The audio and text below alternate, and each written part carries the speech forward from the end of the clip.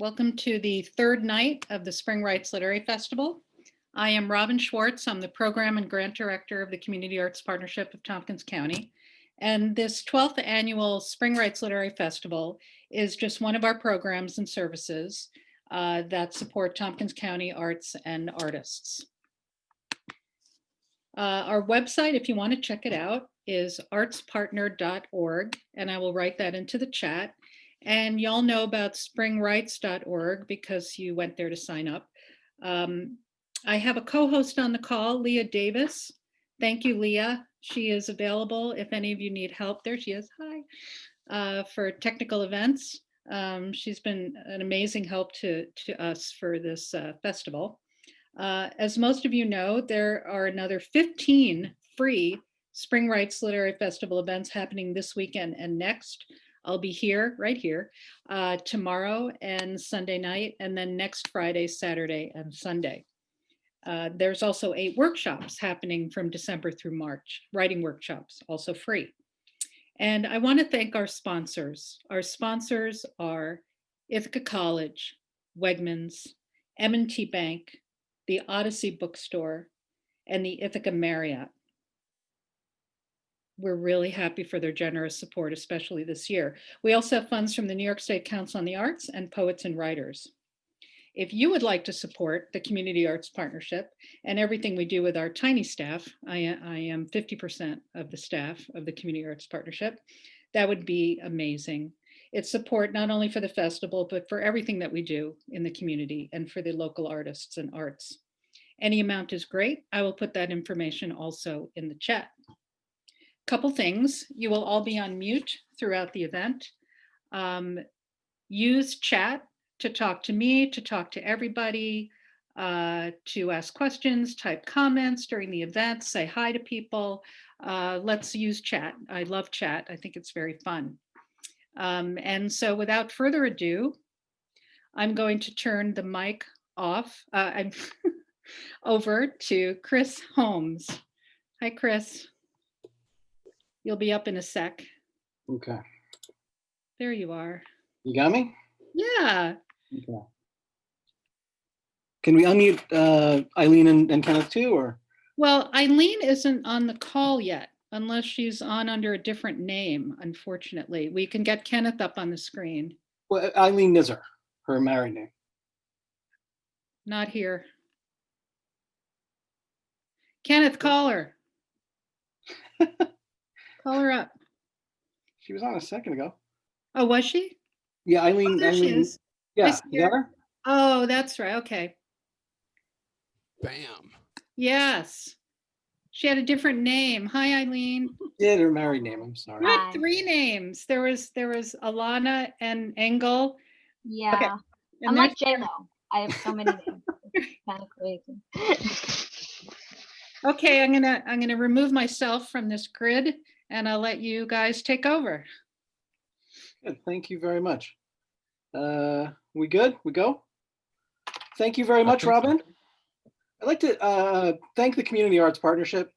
Thanks, Spring Rights. Thank you, Robin. I've come up with a lot of harebrained ideas the last few years, and you guys have been just wonderful giving me a platform with this stuff. I don't know.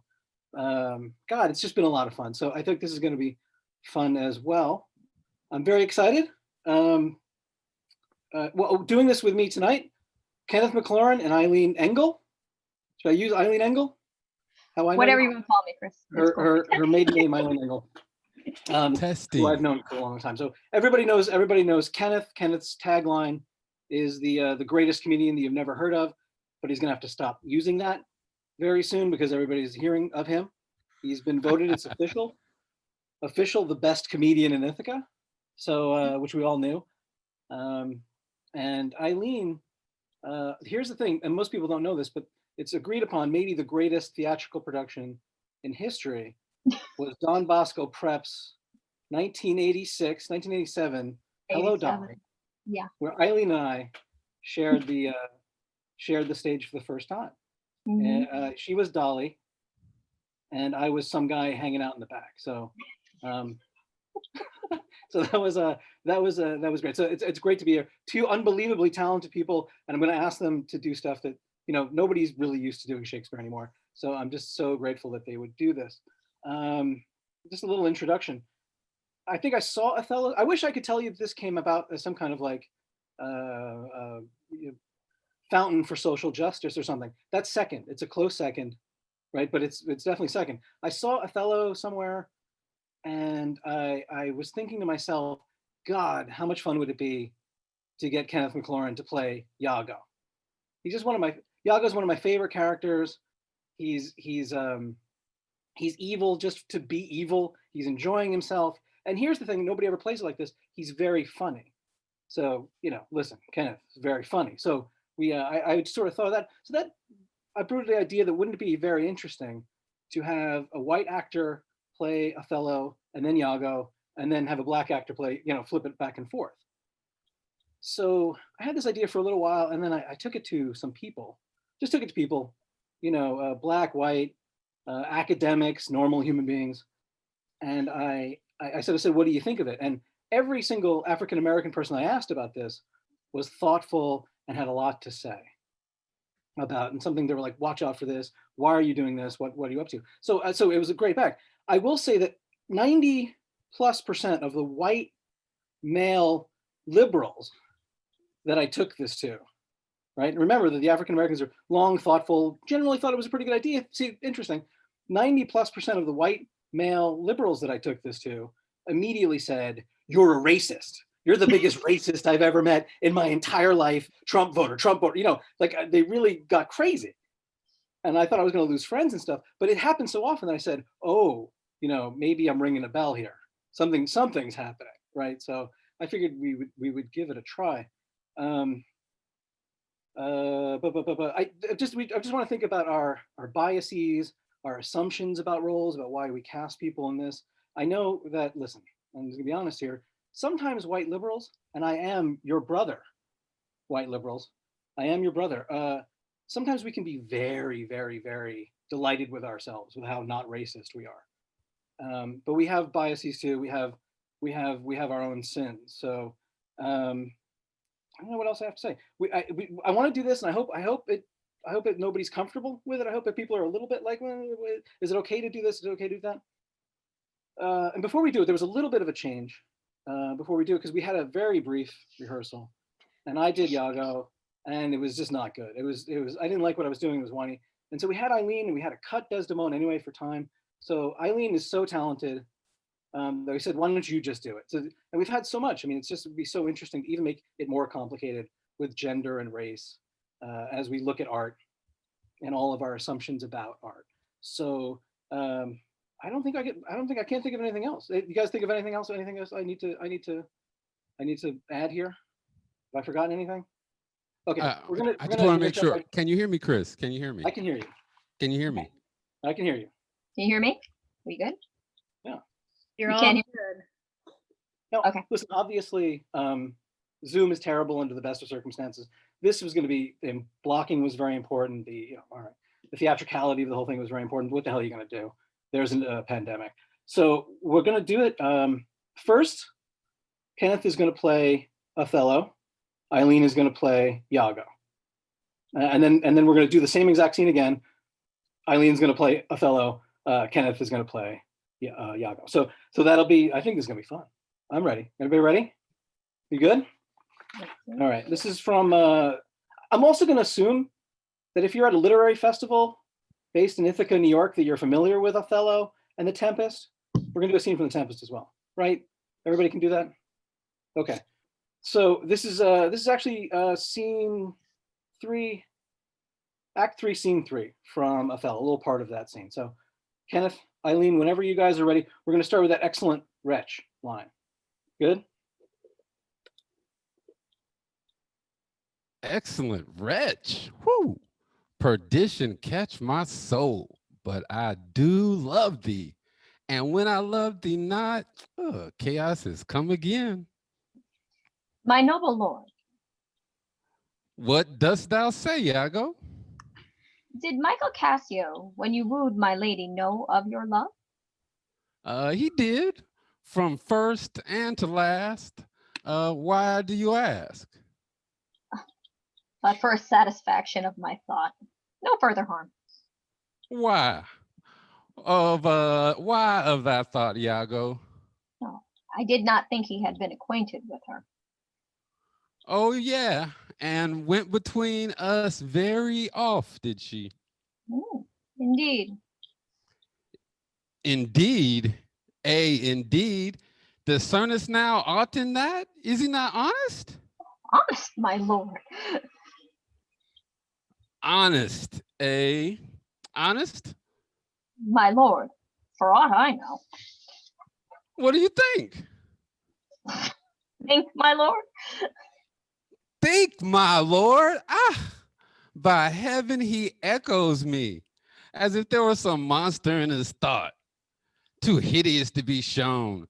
That'll mean something. I heard thee say even now, thou likest not that. When Cassio left my wife, what didst not like? And when I told thee he was of my counsel, in my whole course of wooing, thou criedest, indeed, and didst contract and purse up thy brow, as if thou had shut up in thy brain some horrible conceit. If thou dost love me, show me your thought. My lord, you know I love you. I think thou dost. And for I know thou art full of love and honesty, and weighest thy words before thou givest them breath. Therefore, these stops of thine fright me more, for such things in a false, disloyal knave are tricks of custom. But in a man, that's just, they are his close delations working from the heart, that passion cannot rule. For Michael Cassio, I dare be sworn, I think he is honest. I think so too. Men should be what they seem, or those that be not, what they might seem none. Certain, men should be what they seem. Why then, I think Cassio's an honest man. Nah, yet there's more in this. I prithee, speak to me as to thy thinkings. As thou dost ruminate, give thy worst of thoughts the worst of words. Let me know. Good my lord, pardon me. Though I am bound to every act of duty, I am not bound to that all slaves are free to. Utter my thoughts? Why? Say they are vile and false. As where's that palace whereunto foul things sometimes intrude not? Who has a breast so pure, some uncleanly apprehensions keep leets and law days, and in sessions sit with meditations awful. Thou dost conspire against thy friend. Iago, if thou but thinkest wrong and makest his ear a stranger to thy thoughts. I do beseech you. Though I perchance am vicious in my guess, as I confess, it is my nature's plague to spy into abuses, and oft my jealousy shapes faults that are not. That your wisdom yet from one that so imperfectly conceits would take no notice, nor build yourself a trouble out of his scattering and unsure observance. If it were not for your quiet, nor your good, nor my manhood, honesty, or wisdom to let you know my thoughts. What do you mean? Good name and man and woman, dear my lord, is the immediate jewel of their souls. Who steals my purse, steals trash. 'Tis something, nothing, was mine, 'tis his, and has been a slave to thousands. But he that filches from me my good name robs me of that which not enriches him, and makes me poor indeed. By heaven, I'll know thy thoughts. You cannot, if my heart were in your hand, nor shall not, while 'tis in my custody. Oh, beware, my lord, of jealousy. It is the green-eyed monster which doth mock the meat it feeds on. The cuckold lives in bliss, who, certain of his fate, loves not his wronger. But oh, what damned minutes he tells, or who dotes yet doubts, suspects, yet strongly loves. Oh, misery. Poor and content is rich and rich enough. But rich is spineless as poor as winter. To him that ever fears he shall be poor. Good heavens, the souls of all my tribe defend from jealousy. Why? Why is this? Thinkest thou I'd make a lie of jealousy to follow the changes of the moon with fresh suspicions? No, to be once in doubt is once to be resolved. Exchange me for a goat, when I shall turn the business of my soul to such exculpagate and blown surmises, matching thy inference.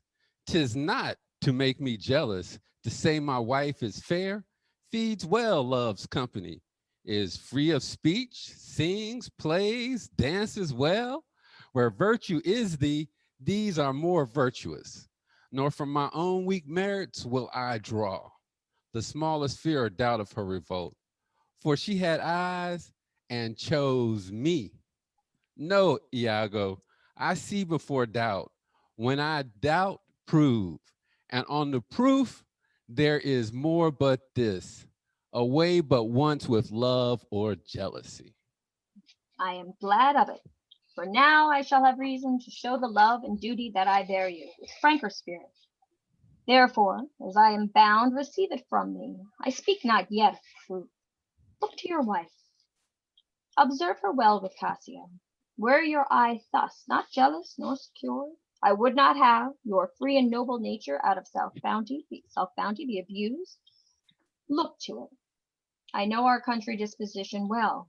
In Venice they do let heaven see the pranks they dare not show their husbands. Their best conscience is not to leave it undone, but to keep it unknown. Dost thou say so? She did deceive her father, marrying you, and when she seemed to shake and fear your looks, she loved them most. Yeah, and so she did. Well, why go to then? She that so young could give out such a seeming to seal her father's eyes up close as oak. He thought 'twas witchcraft, but I am much to blame. I humbly do beseech of you your pardon for too much loving you. Well, I am bound to thee forever. I see this hath dashed your spirits a little. Not a jot, not a jot. Oh, faith, I fear it has. I hope you will consider what is spoke comes from my love. But I do see you're moved. I am to pray you to not strain my speech to grosser issues, nor to larger reach than to suspicion. I will not. Should you do so, my lord, my speech should fall into such vile success as my thoughts name not. Cassio is my worthy friend. My lord, I see you're moved. Nope, not much moved. I do not think but Desdemona's honest. Long live she so, and long live you to think so. And yet how nature erring from itself. There's the point, as to be bold with you, not to affect many proposed matches of her own clime, complexion, and degree, whereto we see in all things nature tends. One may smell in such a will most rank, foul disproportion, thoughts unnatural, but pardon me, I do not position distinctly to speak of her, though I may fear her will, recoiling to her better judgment, may fall to match you with her country forms and happily repent. Farewell, farewell. If thou dost perceive me, let me know more. Set on thy wife to observe. Leave me, Iago. My lord, I take my leave. Why did I marry? Ugh. This honest creature doubtless sees and knows much more than he unfolds. Terrific. Nice.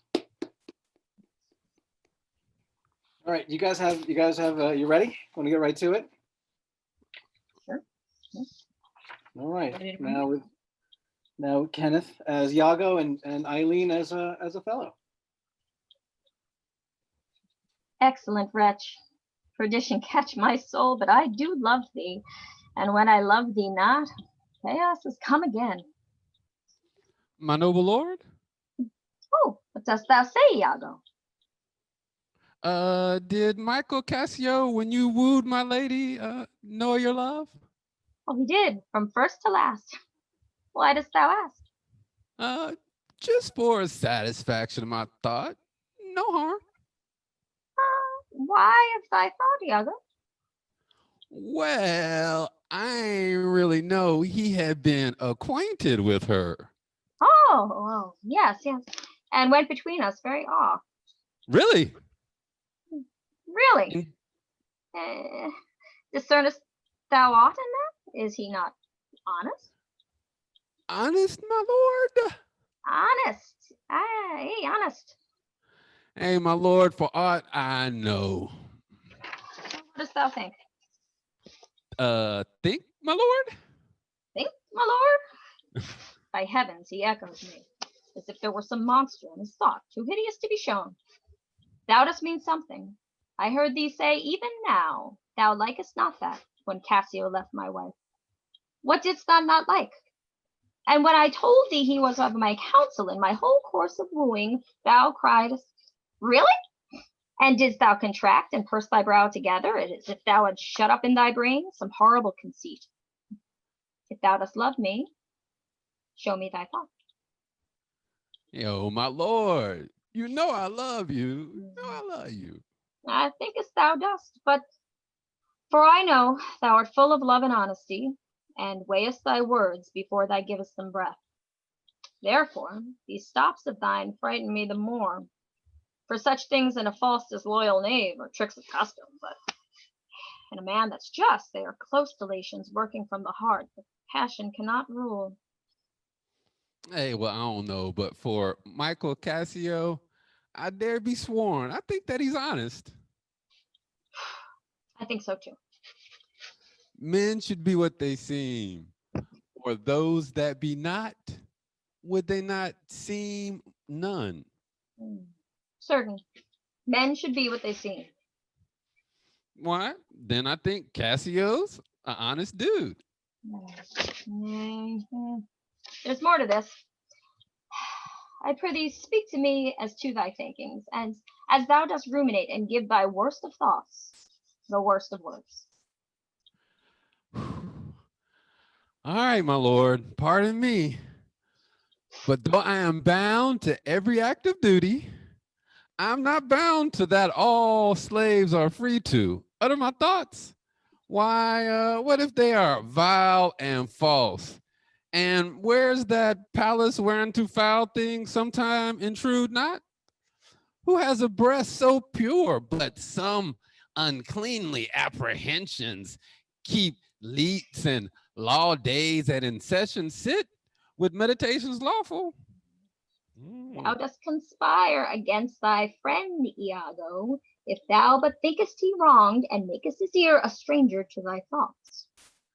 Yo, I beseech you, though I perchance am vicious in my guess, as I confess it's my nature's play to spy into abuses and off my jealousy, shapes, faults that are not yet your wisdom, yet from one that so imperfectly conceits would take no notice, nor build yourself a trouble out of his scattering and unsure observance. If were it not for your quiet, nor your good, nor for my manhood, honesty, or wisdom to let you know my thoughts. What dost thou mean? Yo, good name in man and woman, dear my lord. It is the immediate jewels of their souls. Who steals my purse steals trash. It's something. It ain't nothing. It was mine. It's his. It's been a slave to thousands. You know what I'm saying? But he that like filches from me my good name robs me of which not enriches him and makes me poor indeed. By heaven, I'll know thy thoughts. You cannot. If my heart were in your hand, nor shall not, whilst 'tis in my custody. Oh, beware, my lord, of jealousy. It's the green-eyed monster with doth mock the meat it feeds on. The cuckold lives in bliss, who certain of his fate loves not his wronger. But oh, what damn minutes tell he or dotes, yet doubts, suspects, yet strongly loves. Misery. Poor and content is rich and rich enough. But riches firmless is as poor as winter to him that ever feels he shall be poor. Good heaven, the souls of all my tribe defend from jealousy. Why? Why is this?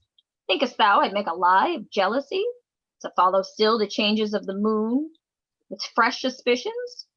No. To be once in doubt is once to be resolved. Exchange me for a goat. When shall I turn the business of my soul into such exsuffocate and blown surmises, matching thy inference? 'Tis not to make me jealous, to say my wife is fair, feeds well, loves company, is free of speech, sings, plays, and dances well. Where virtue is, these are more virtuous. Nor from mine own weak merits will I draw the smallest fear or doubt of her revolt. For she had eyes, and she chose me. No, Iago, I'll see before I doubt. When I doubt, prove, and on the proof there is no more but this. Away at once, with love or jealousy. Hey, I'm glad of it. For now I shall have reason to show the love and duty that I bear you with franker spirit. Therefore, as I'm bound, receive it to me. I speak not yet of proof. Look at your wife. Check her out with Cassio. Wear your eye thus, not jealous, not secure. I'd have you free and noble nature, out of self-bounty, be abused. Look to it. I know your country disposition well. In Venice, they do not let heaven see the pranks. They dare not show their husbands their best conscience. It's not leave it undone, but kept unknown. Dost thou say so? Yo, she deceived her father marrying you. And when she seemed to shake and fear your looks, she dug them the most. And so she did. Well, there you go then. She that so young could give out such a semen to seal her father's eyes up close as oak, he thought was witchcraft. But I'm much to blame. I humbly do beseech your pardon for too much loving you. I got your back. I am bound to thee forever. I see this has a little dashed your spirits. No, not a jock. Not a jock. Faith, I fear it has. I hope you'll consider what is spoke comes from love. But I do see your mood. I am to pray you not to strain my speech to grosser issues, nor to larger reach than suspicion. I will not. Well, if you do, my lord, my speech should fall into such vile success as my thoughts aim not to. Cassio's my doom. My lord, I see you're moved. No. Not much move. I do not think that Desdemona's honest. Long live she show, and long live you think so. Mm. And yet, how nature, erring from itself. Hey, there's the point, as to be bold with you. Not to affect many proposed matches of her clime, complexion, and degree, whereto we see in all things nature tends. One may smell in such a will most rank, foul disproportions, though unnatural. But pardon me, I do speak in position. Distinctly speak of her, though I may fear her will recoiling to her better judgment, may fall to match you with her country forms and happily repent. Farewell, farewell. If more thou dost perceive, let me know more. Set on thy wife to observe. Leave me, Iago. Hey, my lord, I'm out. I take my leave. Why did I marry? This honest creature doubtless sees and knows more, much more than he unfolds.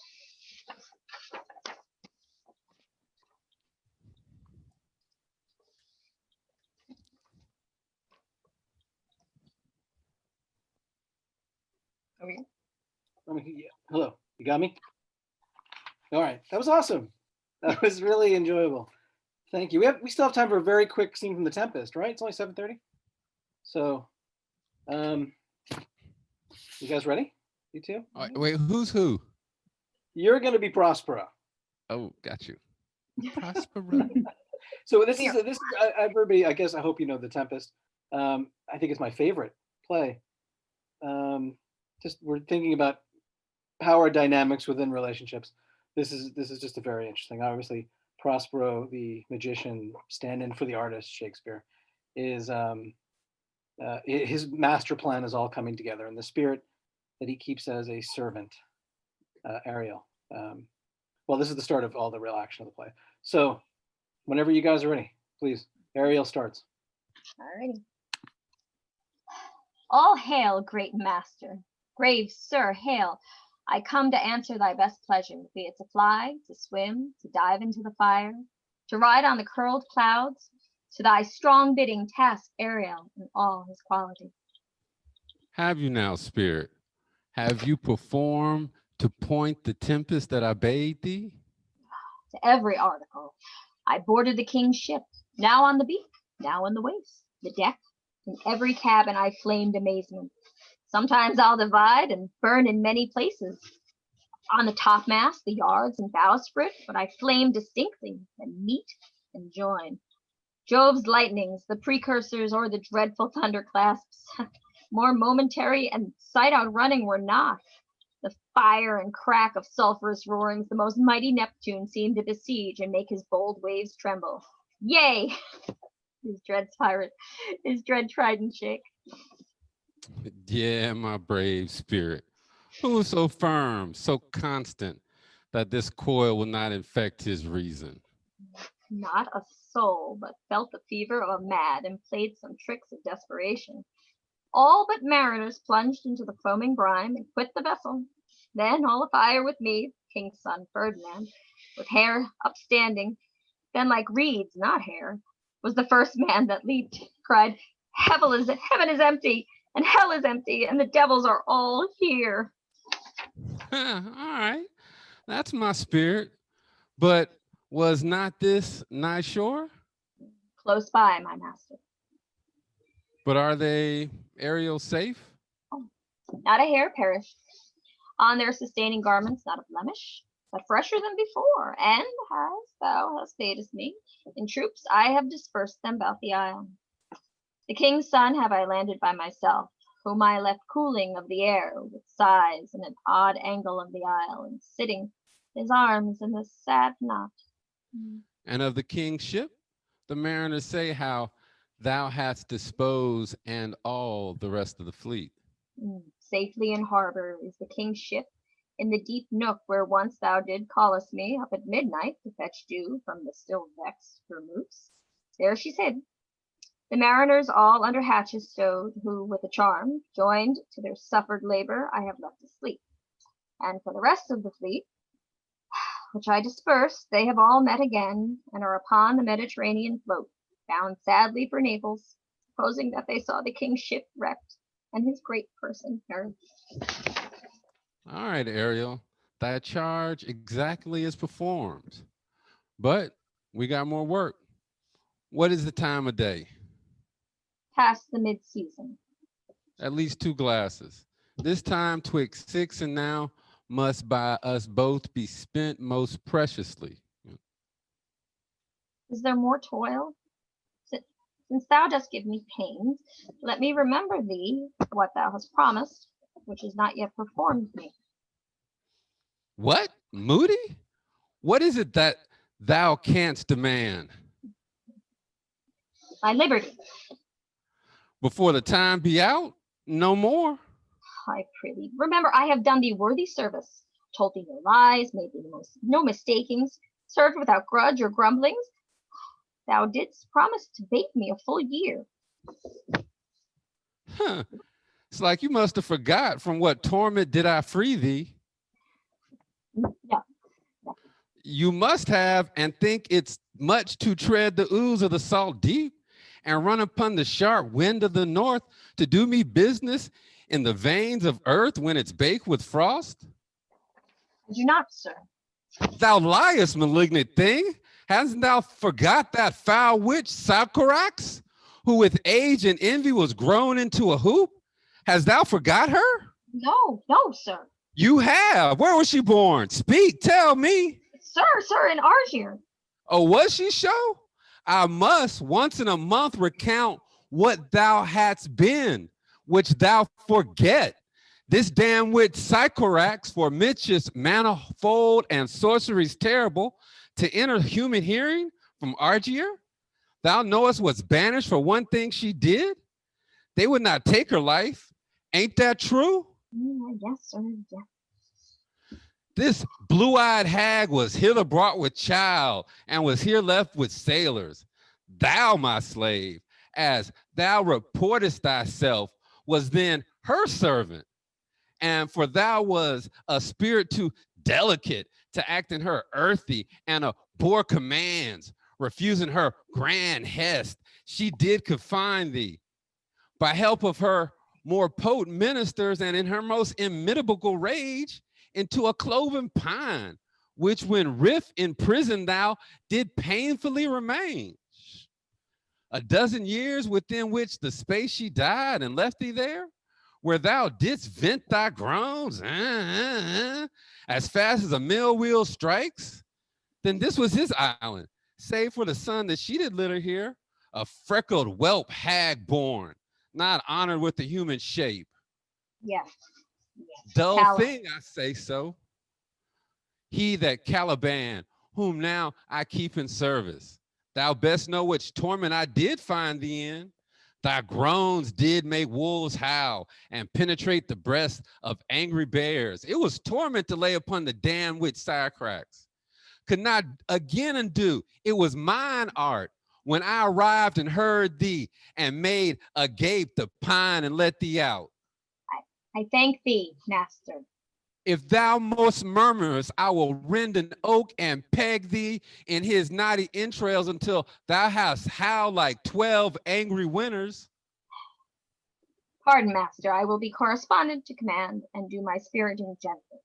Do so, and after 2 days I'll discharge thee. That's my noble master. What shall I do? Say what? What shall I do? Go make thyself like a nymph of the sea, be subject to no sight but thine and mine, invisible to every eyeball else. Go and make this shape, and hither come in it. Go with diligence, gone. Awake, dear heart, awake. Thou hast slept well, awake.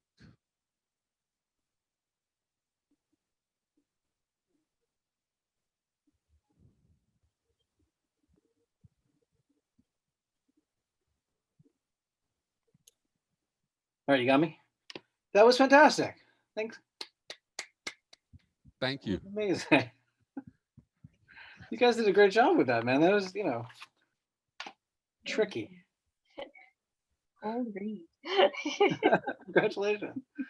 That was a lot of fun for me. I hope for other people too. So we have a question for Kenneth. How does stand-up prepare you so well for acting? I don't know. So I think the best way I can say stand-up prepares you for acting is you're not scared of messing up, and then you don't know what not to do. Like yes, I think and the stand-up comedians are probably the worst actors because we don't know we're not supposed to change stuff.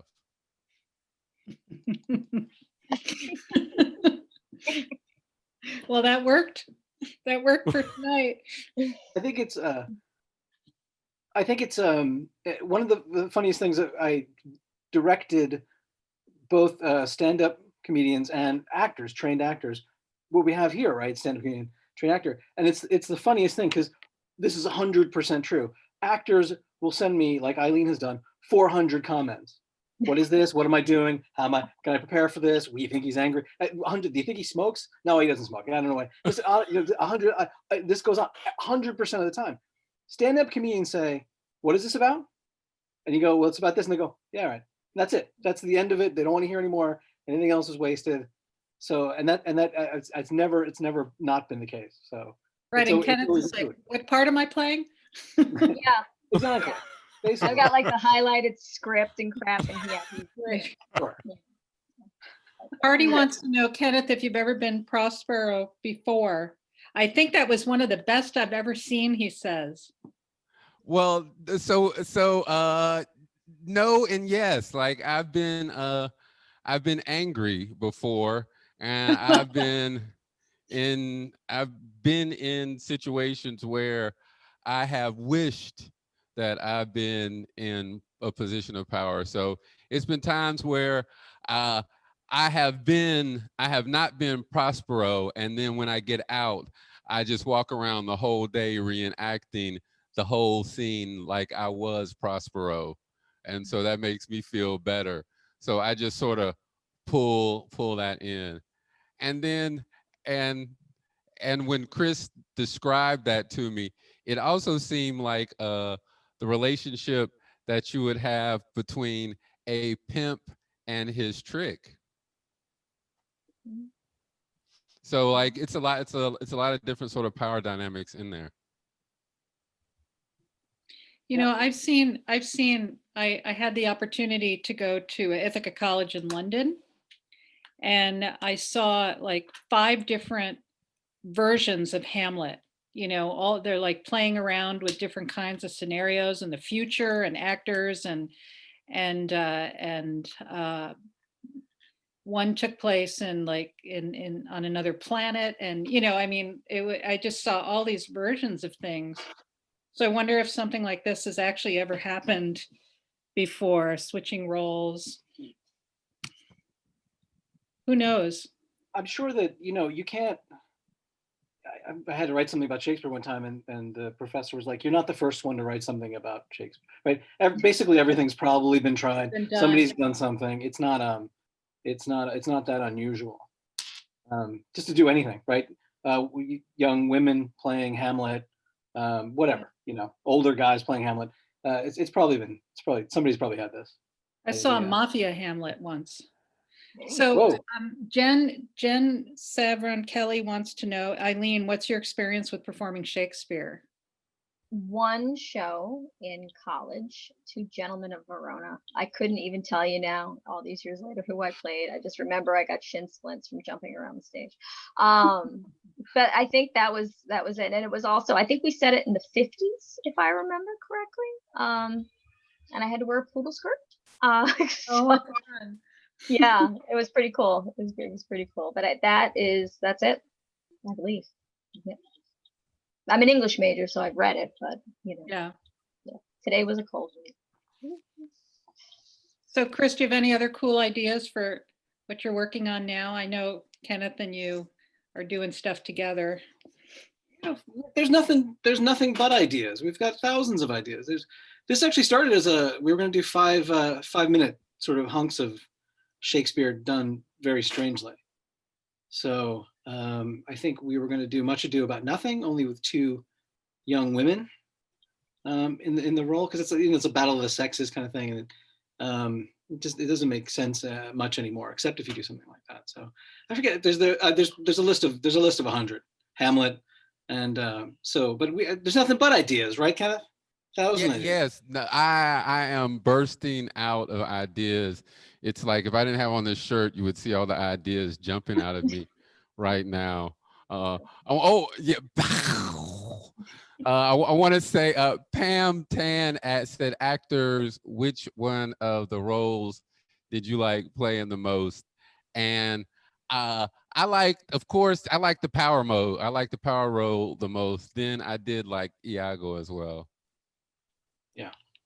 That's pretty funny because I liked Ariel and I liked Othello because I feel like as a female, I don't know, I kind of been both, and Ariel in past relationships, you know, the bargaining, hey, you know, I used to unfortunately had, you know, I was married prior and he was a bit controlling, so I'd be like, hi, I want to go see my friends this week and I cleaned the house, I did this, and we got all the bills paid, everything's done, and you'd be trying to like justify like getting away for a weekend, you know, and then well, what do you mean you're gonna go and this that, and you would just be like, so like you saw the moment and so I've been there, and I've also been Othello, like, you know, where you're like, this is a good guy, right? And your friends are like, what? You know, no, he's a good guy. He's good. He's not going to cheat on you. Is he going to cheat on you? You know, so I think, you know, there's elements in, I mean, it's relatable, you know, a million years later, it's relatable on a multitude of levels. I think that's why I didn't want to play those characters. Like, I relate to those. I've been Othello. I've been all of them. But and it's Othello is like, oh, he's the sucker. And so I've been him before. I've been everybody else. But I was like, you know, I like being the guy in charge. It's funny because I actually asked these guys not to fall into an English accent. You said this sing-songy English accent, and I asked them not to do it because it becomes like holy writ. This is like the sacred scripture of Britain right now, and it's good for you, or it's like eating your spinach or something. But in fact, it's just they're just great plays. Who can identify with jealousy, right? Everybody gets it, and we stay with Othello for much longer than we should because I get it, man. I get jealousy. And if you're an artist, Prospero is you know, is your guy. I love you too, Mickey. Trampoline storytelling, December 10th. Trampoline. Mickey, in case no one knows what that was, Mickey said, Kenneth, you're always in charge in my book. Oh, Mickey is another great event producer here in Ithaca. I just love to give her a shout out, and she does Trampoline, and it's on December 10th. Y'all check it out. It's probably on Facebook, Zoom, all of that stuff. Be on there. We'll be there. That'll be great. Trampoline is a storytelling competition. I read once or twice. I remember very clearly you laughed so hard at what I was saying that you fell out of your chair, Chris. I appreciated that. Oh man, listen, I'm sure it was very funny. I don't know what it was now, but I'm sure it was very funny. Yeah. You're a very funny storyteller, Robin. Good. Yeah. Good. So anyone have any other questions for these guys? This is really great. I have a question for Jennifer Sanfron Kelly. Jennifer, why didn't you have a question for me? You had one for Eileen, but you didn't have a question for me. She's typing. You're making her feel guilty. Why is your shirt backwards? Oh, it's not. It's, oh, dang it. It's right. It's the camera that must have it backwards. Oh, thank you, Jennifer, for waiting until like the last minute to be like, hey, your shirt's backwards, Kenneth. Come on, man. You might be the type of person who would let me walk around with kale in my teeth. Wait, we can turn our cameras around? Oh, I didn't know that. Yeah. Okay, we're now getting to the point where we're just hanging out. This is the after party, everybody. Hang out. I just want to tell you that tomorrow, which is Saturday, right? 5:15, we've got a reading from a group that meets on Thursdays. So they call themselves the Thursdays Read. That's Rob Sullivan, Barbara Anger, and Mara Alper. And then there's a panel and a reading, Crafting the Life in Progress. And that's Eleanor Henderson, Nick Kowalczyk, and Joan Marcus. And then from 7 to 8, we have a return of Chris Holmes and Kenneth McLaurin and Jennifer Savron Kelly. You know her as the person who asked about Kenneth's shirt being backwards, and Bob Prohl and Melanie Conroy Goldman. And their reading is called Life's a Joke, a reading to make you laugh if it doesn't make you cry. So I can't wait for that. So. Me neither. That's going to be a lot of fun. Yeah. So I don't everybody, know. we're just chatting now. So the not a- event is officially over, and hang out if you like. We're just gonna have fun. Yes.